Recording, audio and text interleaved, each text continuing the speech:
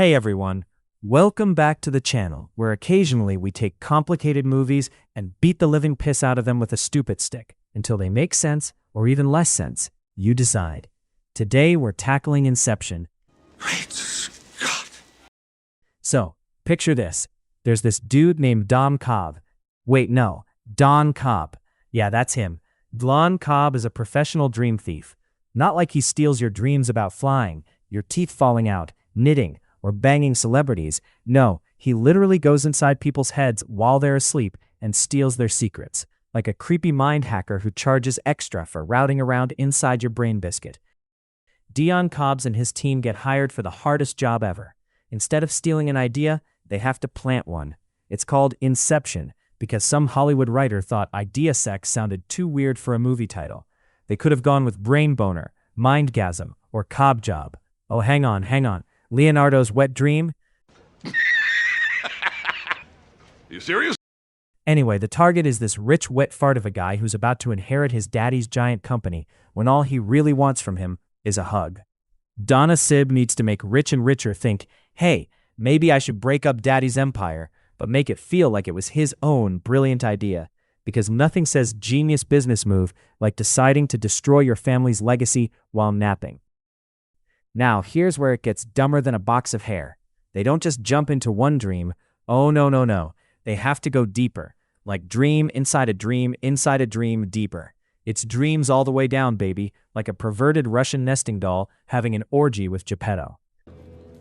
What did you say?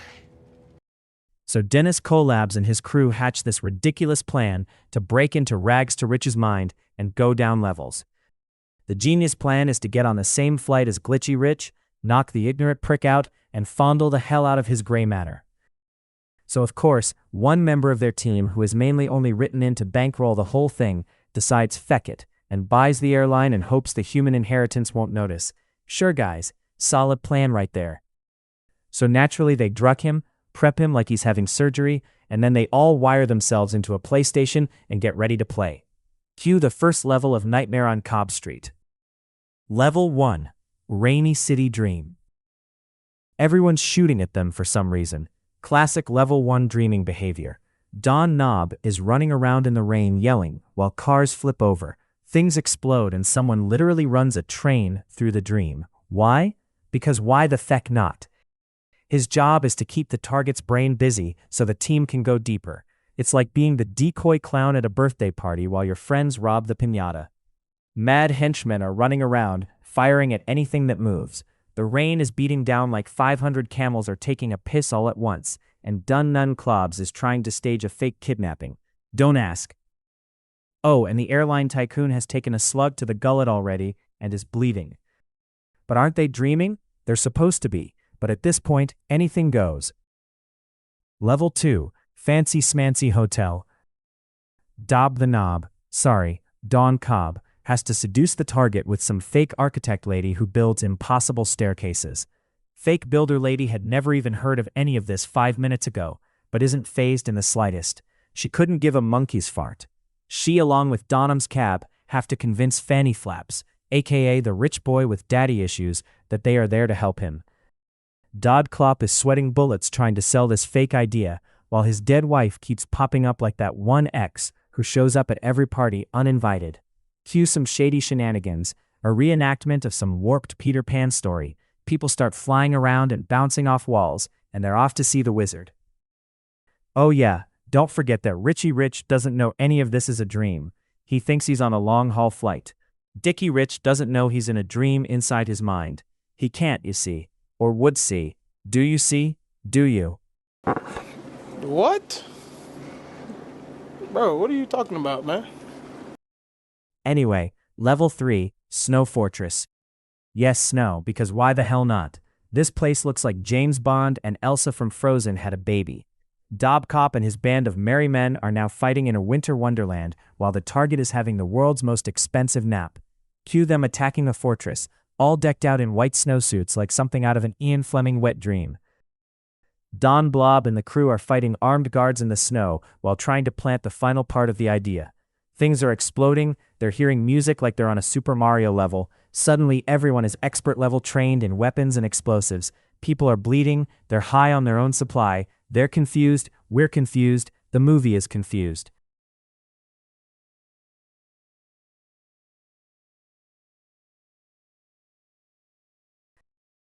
Then there is level 4. They don't technically get to level 4, well, not everyone does. Some do, but not now. It happened before, or is it after? Anyway, level 4 is a whole other world of shit biscuits. This is the deepest, most dangerous place. They call it limbo. Limbo is raw, unfiltered dream space with no rules, no dog food, and no Wi-Fi. Time moves ridiculously slow. You can spend 50 years down here shooting the shit, while only seconds pass in the real world. Dumb Cobb has been here before with his dead wife, and they built entire cities together until she decided to stay forever and ruin his life. Now his subconscious keeps dragging her back in like a glitchy horror movie. If you die in limbo, you don't wake up, you just stay there forever, getting older and crazier while your real body turns into mush. Super fun vacation spot. Speaking of his wife, she's dead, but in dreams, she keeps popping up trying to ruin everything.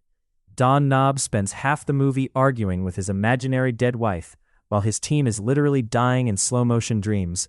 She's the ultimate Stage 5 clinger. I've been looking all over for you. I gotta get out of here pronto. I got a Stage 5 clinger. Most exes just haunt your Instagram feed. Mal haunts the literal architecture of your mind and stabs your coworkers.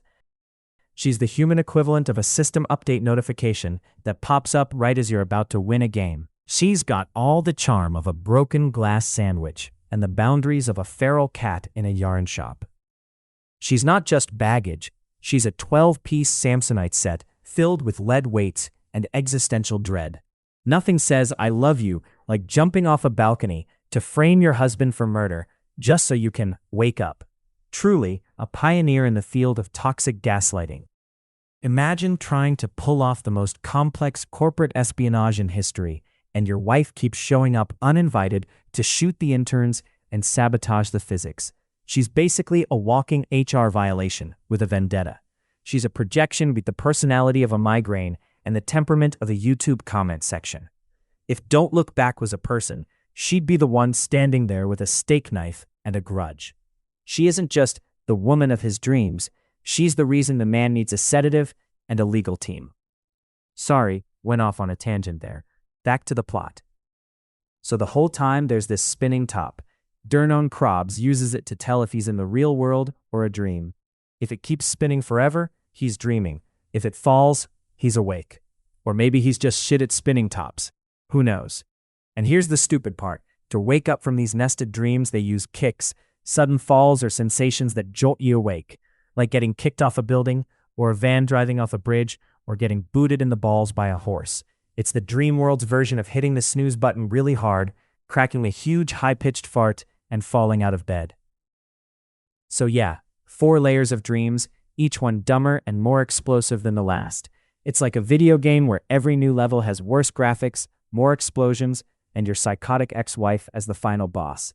By the end, everything explodes, people fall off buildings in slow motion, a van has taken the whole movie to fall off a bridge and hit the river, the dog is confused, someone is lying in the corner crying, Richard Rich is sobbing like a schoolgirl, and Don's Hobb finally plants the idea and decides to break up the company because, well, why the hell not? Then Do-One-You Knob gets to go home to his kids. He spins the top one last time, and the movie cuts to black before we see if it falls. So, is he still dreaming? Is this all one big dream? Did the dream become a dream, fall asleep and start dreaming? Or did the studio just run out of budget for one more second of footage? Who gives a flying flock of seagulls? The movie made $1 billion by making everyone feel smart for being more confused than a chameleon in a bag of Skittles. If you understood any of that, congratulations, you're lying. If you're still lost, same buddy, same. For the record, I really like this movie, but it's hella confusing. Drop a like if you now feel dumber than when you started. Comment your favorite Dom Cobb name variation down below. Subscribe for more movies explained so poorly they should stick me in a dream, inside a dream, inside a dream. Well, dreams, they feel real while we're in them, right? It's only when we wake up that we realize something was actually strange.